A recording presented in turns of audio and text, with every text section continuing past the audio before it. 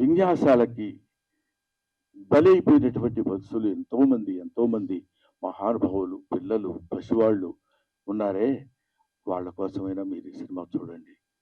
మీరు ఒక్క ఆలోచన, అబ్బా నిజమే కదా, మనం కూడా ఇలా ఉండకూడదు. చూడండి తండ్రి రాని ఇప్పుడు మాస్టారు సారీ చెప్తారు, మీరు సారీ కాదు, మీరు సారీ చెప్పి వెళ్ళిపోతే కుదరదండి అని ఆయన చేత డైలాగ్ చెప్పిస్తారు ఒక తండ్రి చేత.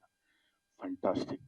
ఏమైనా ఇటువంటి అద్భుతమైనటువంటి సినిమాలు ఇంకా ఇంకా ఎన్నో భవిష్యత్తులో నారాయణమూర్తి గారు తీసి ఆయన మీ ఆశీస్సులు పొంది చిరస్థాయిగా ఉండిపోవాలని మనస్ఫూర్తిగా నేను కోరుకుంటూ,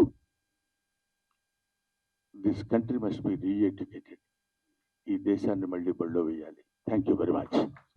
ఆ తర్వాత నారాయణమూర్తి గారు ఫ్లోలో, ఎందుకంటే మధ్యాహ్నం తిన్నాను పులస చేప, అందుకని ఆయన నారాయణమూర్తి ఒక జలంలో నివసించే పులస చేప కాదు, మానవుల్లో నివసించే మంచి మనిషి. ఆ మనిషి, ఆ పరిమళం 10 కాలాల పాటు హాయిగా ఉండి శతమానం భవతి.